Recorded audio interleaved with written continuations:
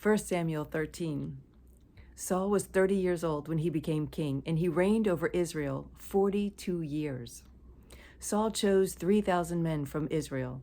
2,000 were with him at Michmash and in the hill country of Bethel, and 1,000 were with Jonathan at Gibeah in Benjamin. The rest of the men he sent back to their homes. Jonathan attacked the Philistine outpost at Gibeah, and the Philistines heard about it. Then Saul had the trumpet blown throughout the land and said, "Let the Hebrews hear." So all Israel heard the news. Saul has attacked the Philistine outpost, and now Israel has become a stench to the Philistines. And the people were summoned to join Saul at Gilgal. The Philistines assembled to fight Israel with 3,000 chariots, 6,000 charioteers, and soldiers as numerous as the sand on the seashore. They went up and camped at Michmash, east of Beth-aven. When the men of Israel saw that their situation was critical and that their army was hard-pressed, they hid in caves and thickets among the rocks and in pits and cisterns. Some Hebrews even crossed the Jordan to the land of Gad and Gilead. Saul remained at Gilgal, and all the troops with him were quaking with fear. He waited 7 days, the time set by Samuel. But Samuel did not come to Gilgal, and Saul's men began to scatter. So he said, "Bring me the burnt offering and the fellowship offerings." And Saul offered up the burnt offering. Just as he finished making the offering, Samuel arrived, and Saul went out to greet him.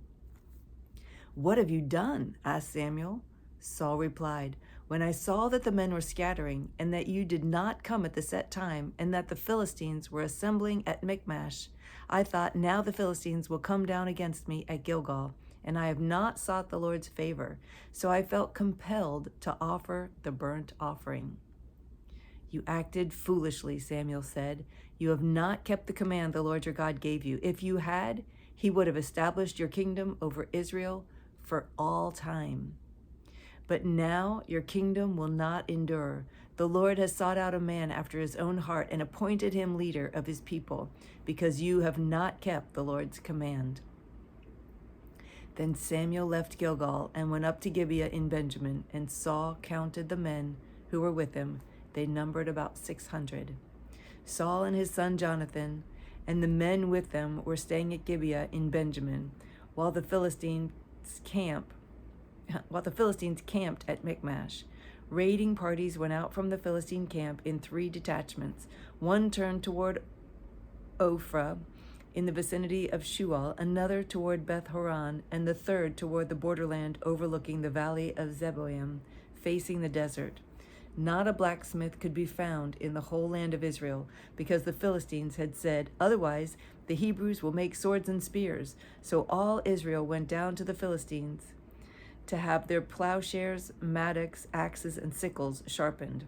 The price was 2/3 of a shekel for sharpening plowshares and mattocks, and 1/3 of a shekel for sharpening forks and axes, and for repointing goads.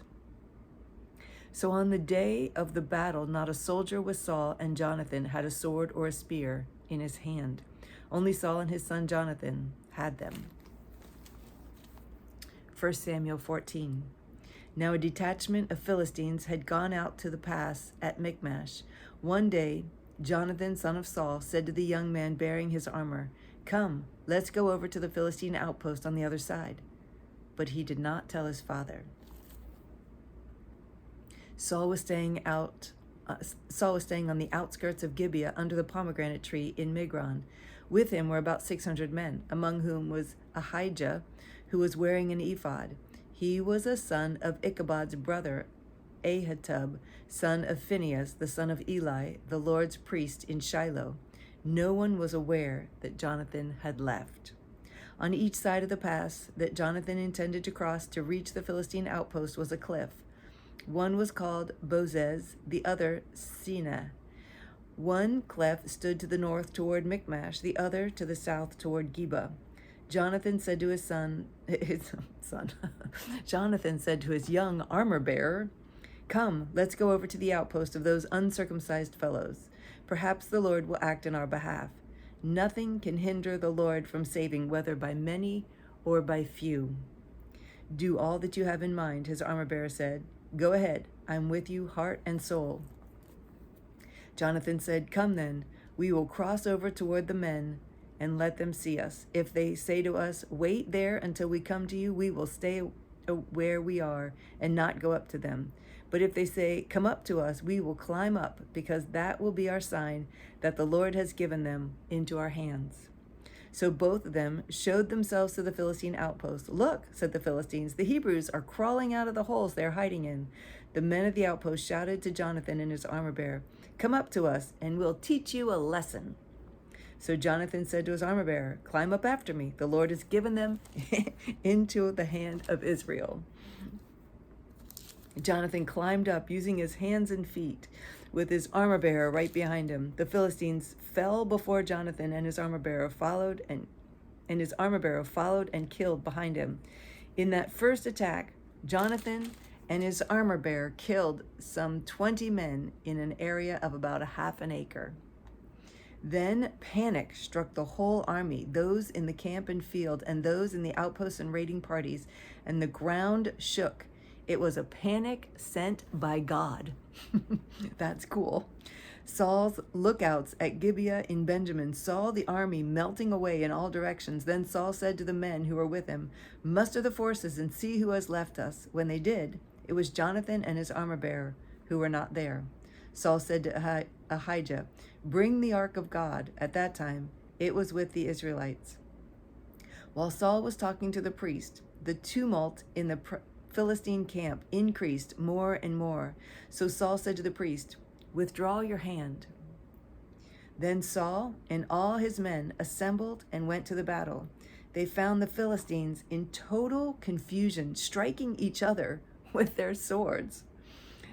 Those Hebrews who had previously been with the Philistines and had gone up with the men to their camp went over to the Israelites who were with Saul and Jonathan.